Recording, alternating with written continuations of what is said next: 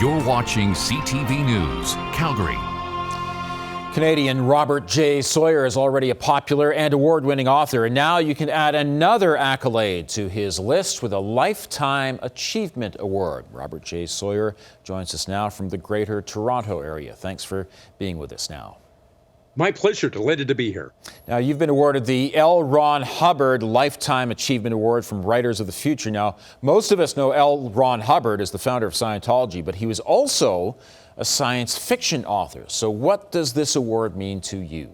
Yeah, he also was, and indeed started out as not just a science fiction writer, but a pulp fiction writer, writing in all the genres for which there were pulp magazines, Western, mystery, romance. But his number one love was science fiction. And before he passed away, he made an endowment for a contest for new science fiction writers. And I've been a judge of that contest since 2005. Writers of the Future, go online, writersofthefuture.com for all the details. No entry fee. The biggest names in science fiction: Larry Niven, Nancy Kress, Robert Silverberg, Nnedi Okorafor, luckily enough myself, as judges. And it's a great opportunity for new writers. And we often have had Canadian winners in the past. So please check out writersofthefuture.com. Yeah, sounds great. And this, I understand, is your fourth Lifetime Achievement Award. That's incredible. Is. Not quite as many as a cat has lifetimes, but I'm doing all right here. I have one from, you mentioned Greater Toronto, Mississauga. The Mississauga Arts Council, I live in Mississauga, gave me their first ever Lifetime Achievement Award.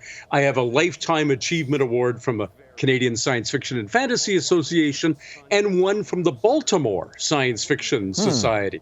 So it's been a good career, although the pinnacle is probably the Order of Canada, the only person ever to get that for work in the science fiction field. Oh, no, that is the highest for Canadians, absolutely. Now, this summer, there's lots of anticipation for the blockbuster movie Oppenheimer. It's about the creator of the first atomic bomb. Your most recent novel is The Oppenheimer Alternative. What do you expect from the movie? Well, I hope the movie is good. Cillian Murphy looks an awful lot like Oppenheimer, but Oppenheimer, the character, was charming, sexy, vivacious. People loved this guy. And at least in the preview, as you're showing here, he comes across as deadly serious and humorless. Now, it's a very serious topic, but the film is called Oppenheimer. I hope they do justice to him. I certainly tried to in my novel, The Oppenheimer Alternative. It's interesting, when you talk about his charisma, you wonder how far that element goes to convince people to do things that they may have never considered before. This is fascinating because when he was selected by the U.S. government to be the scientific head of the Manhattan Project, one of his academic colleagues, he was a university professor, said, this guy couldn't run a hamburger stand, thinking that he was just scatterbrained and inefficient.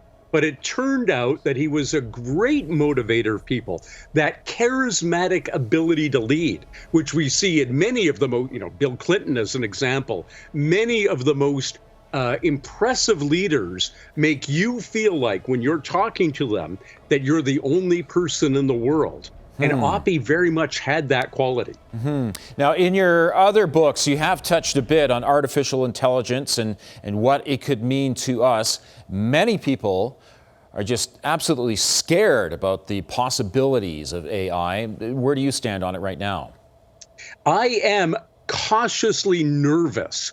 I don't think it's necessarily the existential threat that Mo Godat, a Google researcher, just said, don't have kids this week if you don't already have any, because they may not grow up in a very nice world.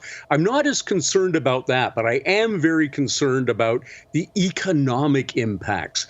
I was talking to a friend of mine, a lawyer who charges $500 an hour, and he was saying, I hadn't paid much attention to this until I realized that most of what I charge clients, that $500 an hour for, can just as easily be done by ChatGPT. So it's going to disrupt the job market enormously. Whether we're going to be enslaved like in the Matrix or wiped out like in the Terminator, I'm still reserving judgment on that. But we must be cautious. Okay, so will AI write your books one day, or books that can compete with yours? Will AI write this newscast? I am very concerned that that is, in fact, what's going to happen. But that instead of broadly based novels, my novels are available everywhere, bestsellers, blah, blah, blah, you will get bespoke, customized fiction. You'll say, I love Robert J. Sawyer's ideas, but I wish he wrote with that Victorian idiom of, Emily Bronte. Boom. You will get that customized book, and in a matter of minutes. Nobody else in the world may ever read that book, but whatever you want as a reader will be available instantaneously. So I'm very glad that I'm at the lifetime achievement stage in my career instead of the beginning in this AI era. Yeah, I feel the same way about my career as well. Okay. Absolutely, yeah. Robert, thanks very much for joining us, and congratulations once again. Always a pleasure. Cheers. And to connect with Robert J. Sawyer, go online to sfwriter.com. You can also find him on Facebook and Twitter.